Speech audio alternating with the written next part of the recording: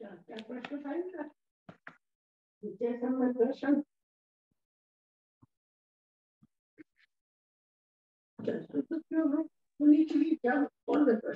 ये पूछ रही थी कि संवर्ग किस गुण स्थान से चालू होता है।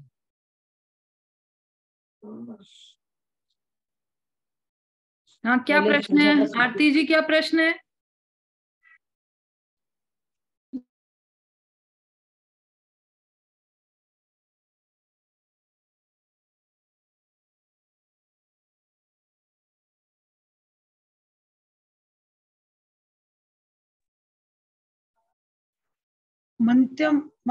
प्रश्न ये था आपका, मध्य अंतरात्मा किसे कहते हैं?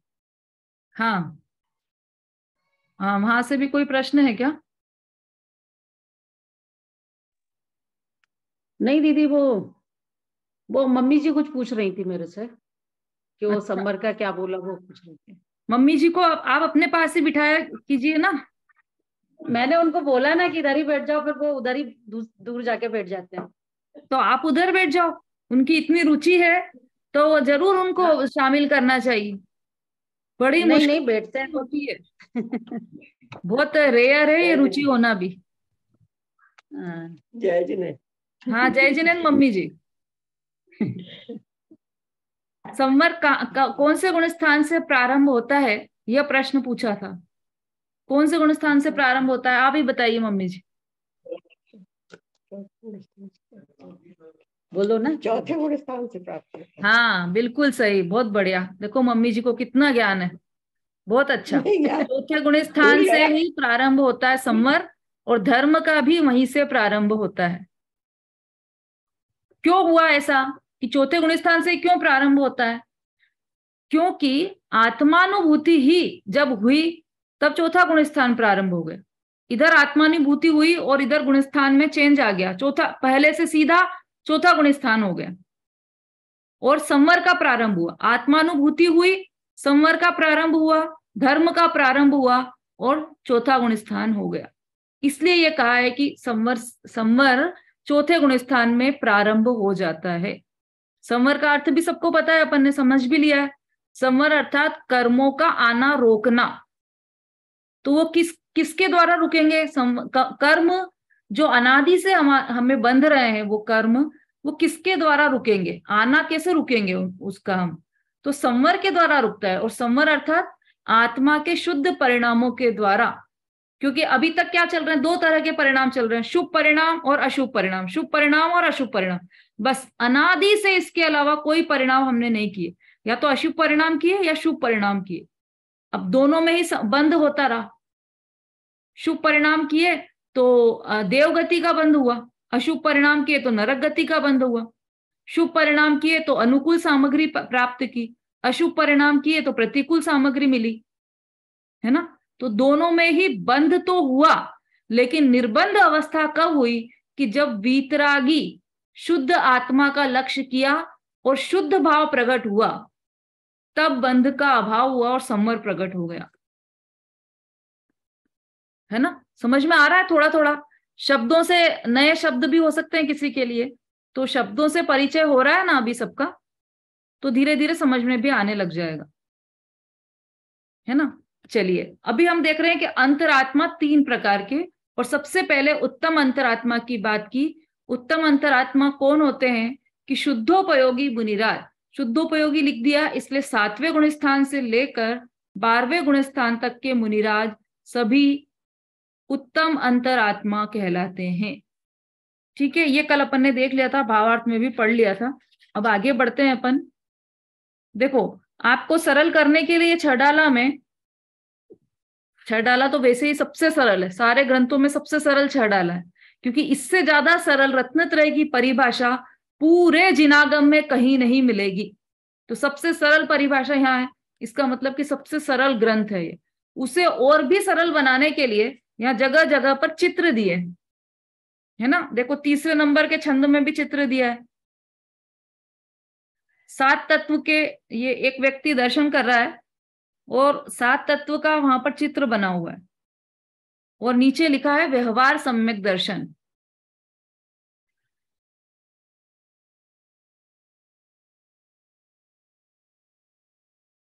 आरती जी, मम्मी जी के लिए आप वो होता है ना एक वैसा बिल्लोरी कांच ग्लास, क्या बोलते हैं उसको, वो लेकर रखिए, उनको देखने में इजी रहेगा। हाँ, वो हमेशा हमारी दादी थी तो वो जैसे शास्त्र पढ़ती थी, वो बिल्लोरी कांच उसी में रखा रहता था उनका, तो उससे पढ़ने में उनको इजी रहता था। वो रखिए। हाँ, इसमें देखिए चित्र में 7 तत्व के नाम दिखाई देंगे आपको, जीव, अजीव, आश्रव, बंध, संवर, निर्जरा और मोक्ष। इनकी सच्ची श्रद्धा ही व्यवहार सम्यक दर्शन है। 7 तत्वों की सच्ची श्रद्धा, ये दर्शन कर रहे हैं ना, इसका मतलब ये श्रद्धा है, इन 7 तत्वों पर श्रद्धा है उनकी, तो ये व्यवहार सम्यक दर्शन है। अब ऐसे ही अपन आगे बढ़ते हैं इधर, तो पेज नंबर 60 पर जीव के भेद उपभेद लिखे हैं। मिल गया सबको? जीव के भेद उपभेद। अब जीव के भेद उपभेद में सबसे पहले आत्मा है, और वह 3 प्रकार की, आत्मा कहें या जीव, 3 प्रकार के जीव, परमात्मा, अंतरात्मा और बहिरात्मा, तीनों दिए ना, बहिरात्मा, अंतरात्मा और परमात्मा। अब बहिरात्मा तो देखो कांच में देख रहा है और अपने बाल ठीक कर रहा है, चित्र को ध्यान से देखोगे तो आप दिखेगा, कांच में देखते हुए अपने बाल ठीक कर रहा है। क्यों कर रहा है ऐसा? क्योंकि उसकी दृष्टि ही बहिर्मुख है, उसे लग रहा है कि अरे मैं तो इतना सुंदर हूं, बाल सेट कर लूंगा तो और सुंदर लगूंगा, ऐसे सोचकर वह कांच में अपने आप का चित्र देख रहा है, अपने आप को देख रहा है। अपने आप को देख रहा है मतलब उसकी दृष्टि से अपने आप को देख रहा है, क्योंकि वो तो शरीर को अपना मान रहा है ना, उसकी दृष्टि से, और वास्तव में तो वो अपने आप को देख ही नहीं रहा है, इसीलिए तो वो बहिरात्मा है। अपने आप को देख ले तो अंतरात्मा हो जाए। उसने जिसको स्वयं मान रखा है, ऐसे शरीर को ही वो देख रहा है, और उसी में मैं सुखी दुखी में रंग राव, मेरे धन ग्रह गोधन प्रभाव, ऐसा मान रखा है। तन उपजत अपनी उपज मान, तन नशत आपको नाश मान। तन सुंदर तो मैं सुंदर, तन कुरूप तो मैं कुरूप, ऐसा मान रखा है, इसीलिए वो बहिरात्मा है। फिर थोड़ा पीछे चलेंगे तो अंतरात्मा, इधर देखेंगे तो परमात्मा है। परमात्मा और बहिरात्मा के बीच में अंतरात्मा लिया है। ऐसा क्यों किया? कि बहिरात्मा तो बिल्कुल बहिर्मुख दृष्टि वाला है, संसार सागर में डूबने वाला व्यक्ति है, और परमात्मा संसार सागर से पार हो गए। इन दोनों के जो बीच की स्थिति है वो अंतरात्मा है, क्योंकि वह संसार सागर से पार उतरने के मार्ग पर चल चुका है, उसका चलना प्रारंभ हो गया है, मार्ग पर है वह। और मंजिल पर कौन पहुंच गए? परमात्मा मंजिल पर पहुंच गए, और बहिरात्मा तो मंजिल का उसको अता पता ही नहीं है। ऐसे ये तीनों की दशा है यहाँ पर। अब अंतरात्मा देखो, हमारे बीच में अभी सुलोचना आंटी भी आ गई हैं, शीला आंटी भी आ गई हैं। ये लोग सब गिरनार तीर्थ क्षेत्र की वंदना करके आए हैं, और इनके चेहरों पर वो खुशी अलग ही झलक रही है। जो सिद्धों से मिलकर आए तो उनके चेहरे पर प्रसन्नता तो होगी ही ना। बाकी सब तो गृहस्थी में फंसे पड़े हैं कि अभी ये काम कर लिया, ये काम करना है, एक अलमारी की सफाई कर ली, दूसरी अलमारी की सफाई करना है, कई दिमाग में चलते रहते हैं ऐसे। तो हम जिसके आसपास हैं वैसा ही हमारा मन हो जाता है। और ये तो सिद्धों से मिलके आए, वहां साक्षात सिद्ध शिला पर जाके, सिद्ध शिला मतलब जहां से सिद्ध भगवान गए, ऐसे सिद्ध क्षेत्र पर जाके आए, तो इनकी प्रसन्नता ही अलग दिखाई दे रही है।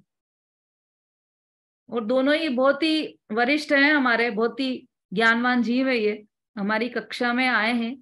तो ये ऐसा नहीं है कि मैं पढ़ा रही हूँ और आप सब पढ़ रहे हैं, ऐसा नहीं है यहाँ पर। ये तो अपन सब मिलकर यहाँ पर चर्चा कर रहे हैं धर्म की, और वो भी दौलत राम जी के साथ बैठे हैं अपन। तो यहाँ पे कोई भी वक्ता और श्रोता नहीं है, सब श्रोता हैं, दौलत राम जी वक्ता हैं, उनकी बात सुन रहे हैं अपन सब यहाँ पर। हाँ जी, देख लिए। हाँ, अंतरात्मा में 3 लिए हैं, जघन्य, मध्यम और उत्तम। जघन्य में देखो उसके साथ स्त्री है और पुत्र भी है। जघन्य अंतरात्मा में क्यों है स्त्री पुत्र? क्योंकि वो गृहस्थी में रहता है। जो जघन्य अंतरात्मा है, चतुर्थ गुण स्थानवर्ती जीव है, वह अभी गृहस्थी छोड़ के मुनिराज नहीं बन गया है, उसकी श्रद्धा और ज्ञान में परिवर्तन हुआ है, चारित्र में अभी क्रम पड़ेगा। और जब तक चारित्र की कमजोरी है तब तक वह गृहस्थी में है, शादियां भी करता है, व्यापार भी करता है, पुत्र को भी संभालता है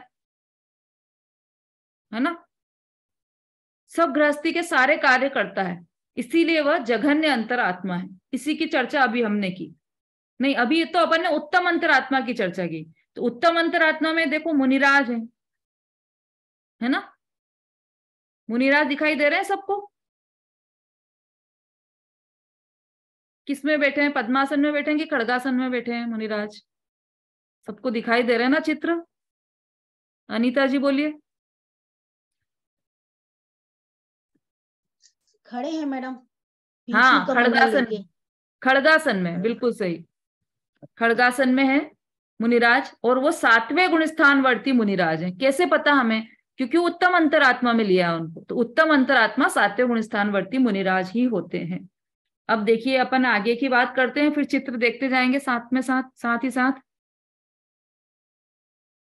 5वें नंबर का छंद है मध्यम और जघन्य अंतरात्मा तथा सकल परमात्मा। इसकी चर्चा यहाँ पर करने वाले हैं।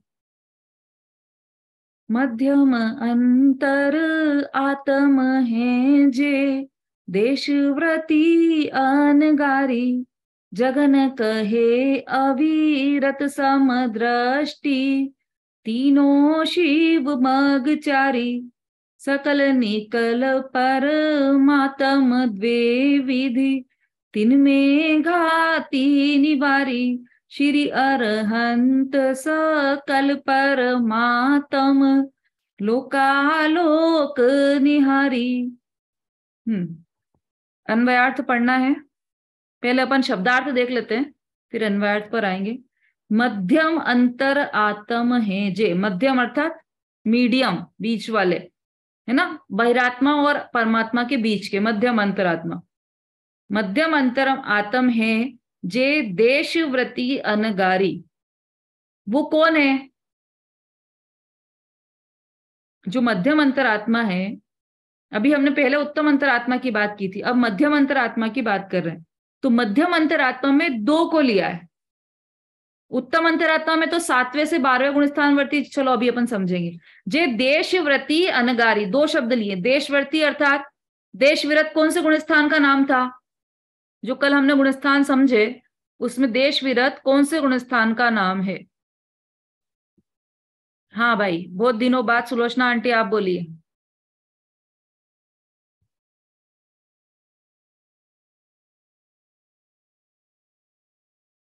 अनम्यूट कीजिए। हाँ हाँ हाँ, जय जिनेन्द्र। हाँ जी, 5वें गुण स्थान। बहुत बढ़िया, बिल्कुल सही। 5वें गुण स्थानवर्ती देशविरत होते हैं। तो यहाँ देशव्रती मतलब 5वें गुण स्थान वाले। अनगारी, अनगारी अर्थात देखो धर्मामृत है, 2 तरह के धर्मामृत है, सागर धर्मामृत और अनगार धर्मामृत। तो सागार धर्मामृत है वह गृहस्थियों के लिए लिखा गया है, और अनगार धर्मामृत है वह मुनिराजों की चर्या है उसमें। तो अनगार अर्थात मुनिराज। जघन कहे अविरत समदृष्टि, अब ये तो हो गई मध्यम की बात। और जघन्य में तो अविरत सम्यक दृष्टि है जघन्य में। तीनों शिवमगचारी, तीनों अर्थात तीनों मतलब उत्तम, मध्यम और जघन्य, तीनों ही शिव मगचारी, मोक्ष मार्ग में चलने वाले हैं। सकल निकल परमात्म द्वेविध, सकल अर्थात कल अर्थात शरीर, सकल अर्थात शरीर सहित, निकल अर्थात शरीर रहित, परमात्म परमात्मा, द्वेविध 2 प्रकार के हैं। 3 में घाती निवारी, उसमें घाती कर्म को निवारण करने वाले श्री अरहंत, अरहंत भगवान है जो कि सकल है, शरीर सहित है, परमात्म है, लोकालोक निहारी, लोक और अलोक को जानने वाले हैं। ठीक है, चलिए अन्वयार्थ पढ़िए, फिर और क्लियर होगा। अभी तो बहुत सुंदर है यह चर्चा, बहुत ही सुंदर और मन भावन चर्चा है ये। अन्वयार्थ कौन पढ़ेंगे वहां से? किसके पास पुस्तक है और किसके पास नहीं है? अब तो सबके पास आ जानी चाहिए पुस्तक। अभी भी कोई है क्या ऐसा जिसके पास पुस्तक नहीं पहुंची हो? किसी ने कहा था ना कि दिल्ली में पुस्तक नहीं मिल रही है, आ गई क्या उनके पास पुस्तक?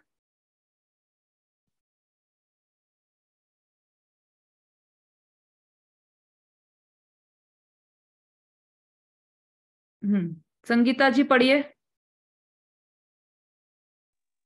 संगीता जी के साथ भी मम्मी जी बैठे हैं। जय जिनेंद्र। जय जिनेंद्र मम्मी जी। साइड में बैठी रहती हूँ, आज पिक्चर में आ गई। अच्छा। सुनती रहती हूँ साइड में बैठ के। हाँ, बहुत बढ़िया, बहुत अच्छी रुचि है आपकी भी। हाँ जी, संगीता जी पढ़िए। जी दीदी। छठवें गुण स्थान के समय अंतरंग और बहिरंग परिग्रह रहित यथा जात रूप धर भावलिंगी मुनि मध्यम अंतरात्मा है, तथा दो कसाय के अभाव सहित ऐसे पंचम गुण स्थान वर्ती सम्यक दृष्टि श्रावक मध्यम अंतरात्मा है, और व्रत रहित सम्यक दृष्टि जीव जगन अंतरात्मा कहलाते हैं। यह तीनों मोक्ष मार्ग पर चलने वाले हैं। सकल और निकल के भेद से परमात्मा दो प्रकार के हैं। उनमें चार घाती कर्मों को नाश करने वाले लोक तथा अलोक को जानने देखने वाले अरहंत परमेष्टि शरीर सहित परमात्मा है। हाँ, बहुत अच्छा स्पष्ट पढ़ा आपने।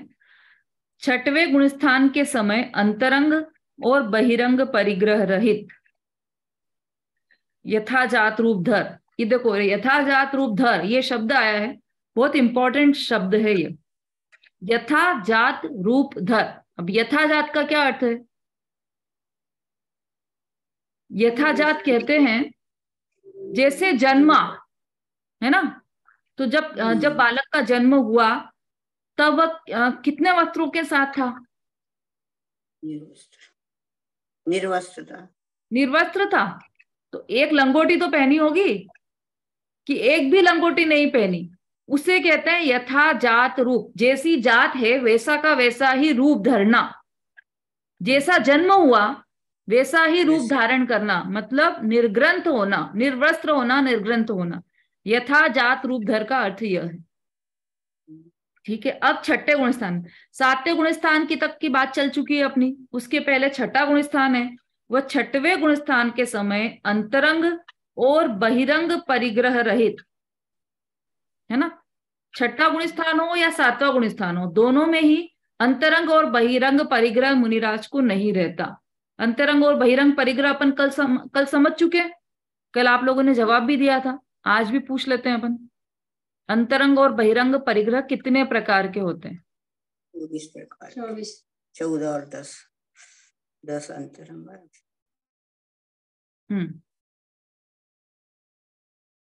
कौन बताएगा परिग्रह कितने प्रकार के हैं?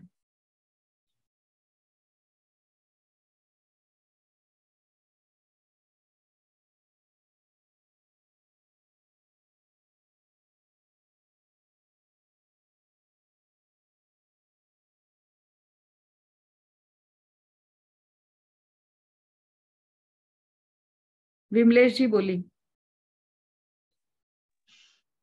हाँ दीदी, जय जिन दीदी। हाँ, परिग्रह दो प्रकार के होते हैं, अंतरंग और बहिरंग। बहिरंग 10 प्रकार के होते हैं और अंतरंग 14 प्रकार के। कौन से? बहिरंग तो ये होते हैं धन धान दासी दास कुपभांड, और ये क्या रह गया इसमें, धन धान दासी दास कुपभांड चांदी सोना और वस्त्र दो और बर्तन। रह गए दीदी, कौन से? वस्त्र बर्तन, है ना? और वे अंतरंग परिग्रह वो है मिथ्यात है, और 4 कसाय और 9 कसाय। कितने हो गए? 4 कसाय क्रोध मान माया लोग, 4 मिथ्यात और 4 कसाय क्रोध मान माया लोग, और 9 कसाई में आती है हास्य रति रति शोक भय जुगुप्सा स्त्रीवेद पुरुषवेद और नपुंसक। हाँ, बहुत बढ़िया। अब मुनिराज को इन 14 और 10 24 में से कौन सा परिग्रह होता है? मुनिराज तो दोनों प्रकार के परिग्रह से रहित होते हैं, अंतरंग भी और बहिरंग भी। बिल्कुल सही। मुनिराज को एक भी परिग्रह नहीं होता। तो इसीलिए यहाँ पर कौन से मुनिराज को, छठवें गुण स्थान के मुनिराज को या सातवें गुण स्थान के मुनिराज को, कि सभी मुनिराज को कोई भी प्रकार का परिग्रह नहीं होता, अंतरंग भी नहीं और बहिरंग भी नहीं। छठवें गुण स्थान के समय अंतरंग और बहिरंग परिग्रह रहित यथा जात रूपधर भावलिंगी मुनि मध्यम अंतरात्मा है। मध्यम अंतरात्मा किसे बोला? मध्यम अंतरात्मा की बात चल रही ना अभी, उत्तम की तो बात कर चुके हैं अपन। मध्यम अंतरात्मा में सबसे पहले मुनिराज को लिया है, और मुनिराज में छठे गुण स्थानवर्ती मुनिराज, उनके भी अंतरंग और बहिरंग परिग्रह नहीं होते, वो भी निर्ग्रंथ होते हैं, निर्वस्त्र होते हैं और यथाजात रूप होते हैं और भावलिंगी मुनि होते हैं। भावलिंगी अर्थात अंतर में 3 चौकड़ी कषाय का अभाव जिनके हो गया है, ऐसे मुनिराज भावलिंगी मुनिराज कहलाते हैं। तो ऐसे मुनिराज जो भावलिंगी हैं वो मध्यम अंतरात्मा है। ठीक है, ये हो गए मध्यम अंतरात्मा का एक प्रकार। और दूसरे एक और प्रकार के मध्यम अंतरात्मा कौन से? ये तो अनगार का अर्थ हुआ, अनगारी, अनगारी लिखा है ना शब्द, उसका अर्थ है ये कि छठवें गुण स्थानवर्ती मुनिराज अनगारी हैं। दूसरा एक और अंतरात्मा है मध्यम अंतरात्मा, वो कौन से हैं कि देशव्रती, 2 कषाय के अभाव सहित ऐसे पंचम गुण स्थानवर्ती सम्यक दृष्टि श्रावक मध्यम अंतरात्मा है।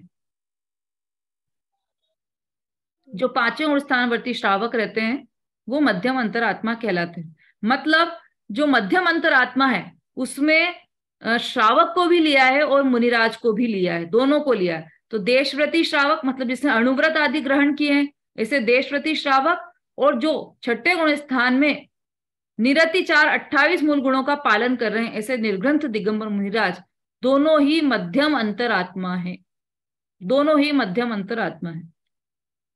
अब समय हो गया अपना, तो ये जो जघन्य अंतरात्मा है इसकी चर्चा अपन कल करेंगे और फिर परमात्मा की चर्चा करेंगे, है ना। कोई प्रश्न है रेखा जी? नहीं दीदी। ललिता जी? हाँ दीदी, जय जिनेन्द्र। हाँ, हाँ, जब मैं ये सातवें प्रमद विरत गुण स्थान में 9 कषाय की मंद उदय बताया, किस हिसाब से बताया? क्या ये वो द्रव्य संग्रह में पढ़ाया था हमने गुण स्थान का, उसमें 7वां गुण स्थान में 9 कषाय मन उदय बताया ये 9 कषाय का, 9 कषाय का। हाँ इसमें 7वें गुण स्थान में मन, तो आपने वो कषाय बता रहे हो, इसलिए वो देखो, तो कषाय भी कौन सी? अनंतानुबंधी, अप्रत्याख्यान और प्रत्याख्यान, ये 3 चौकड़ी कषाय का तो पूर्णतया अभाव ही हो गया है ना मुनिराज को। और संज्वलन किसे कहते हैं? अनंतानुबंधी शब्द का क्या अर्थ है कि जो अनंत को बांधे वह अनंतानुबंधी। अप्रत्याख्यान और प्रत्याख्यान, जो त्याग का त्याग हो जिसमें अप्रत्याख्यान, जो त्याग नहीं करने दे वो अप्रत्याख्यान, और जिसमें त्याग का भी त्याग हो जाए वो प्रत्याख्यान। और संजुलन किसको कहते हैं कि बिल्कुल पानी की रेखा के समान जो कषाएं चलती, एकदम मंद उदय संजुलन का, तो वो न के बराबर है, गिनती की नहीं है। जैसे किसी का 99 लाख का 99 लाख का उधार चढ़ा हो और वह 99 लाख और 9,000 चुका दे, तो कितना बच गया उसका? 999 बच गए। तो वो गिनती की है क्या? कोई पूछेगा उनसे कि कर्जा उतर गया कि नहीं उतर गया, अरे साहब पूरा आ गया पैसा, पूरा पैसा आ गया, बचा है ना अभी 99 रुपीज तो बचे हैं ना, कि नहीं? वो क्या गिनती में? जब 9 लाख चुका दिए, 99 लाख चुका दिए, तो 99 रुपए की क्या बात करना। बिल्कुल ऐसी ही है संजलन कषाय की स्थिति, बहुत कम है, एकदम पानी की रेखा के समान की कषाय है वह, उसे गिनती में नहीं लिया। और पढ़ेंगे इसको द्रव्य संग्रह में।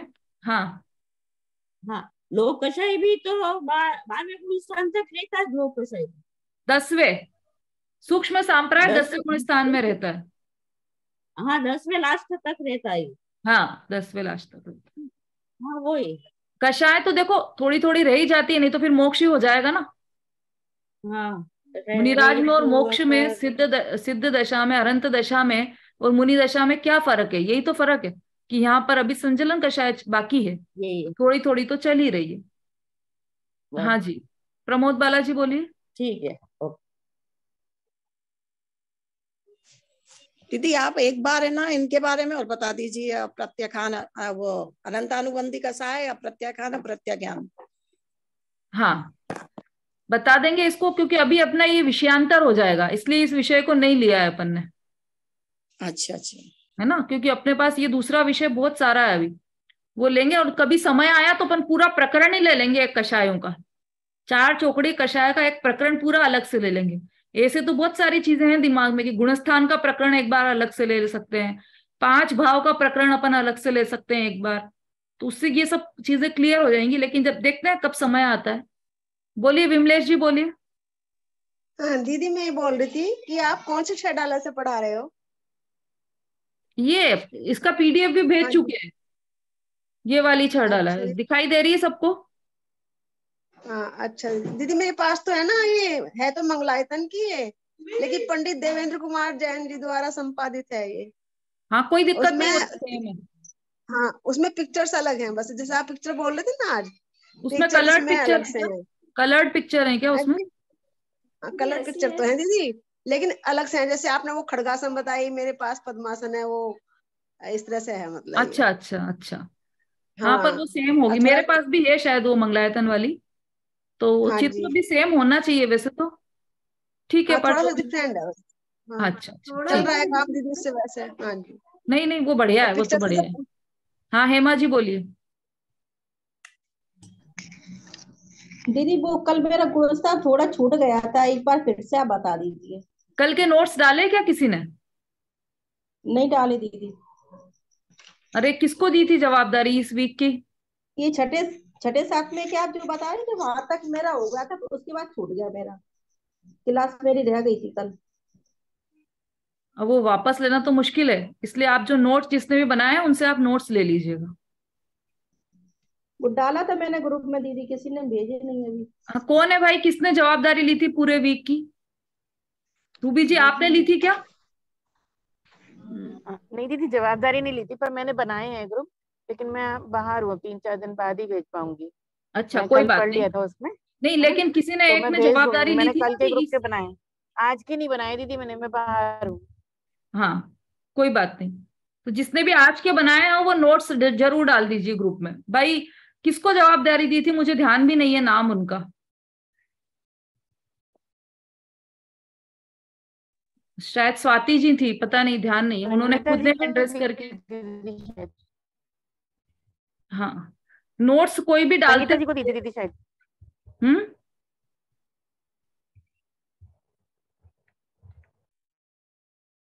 चलिए। हाँ अभिलाषा जी, बहुत दिनों बाद दिखाई दी आप तो।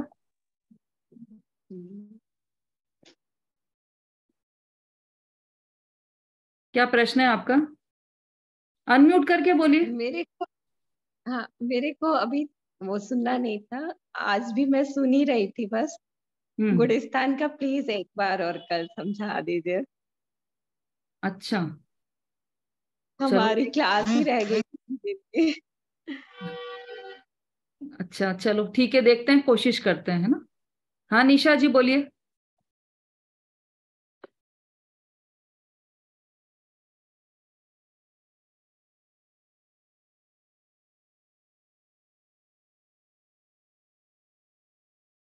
हाँ अनम्यूट कीजिए ना अपना।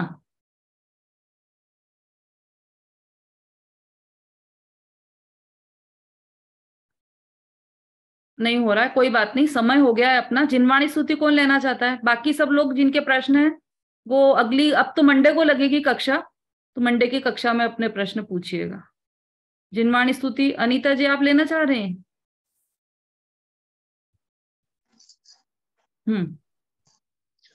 अरिहंत देव वो दीदी नमस्ते, कह नहीं पाती हूँ मैं, पहले बोलने लगती हूँ। अरिहंत देव स्वामी शरण तेरा आए, शरण तेरे आए, दुख से है व्याकुल कर्म के सताए, कर्म के सताए, अरिहंत देव स्वामी शरण दे।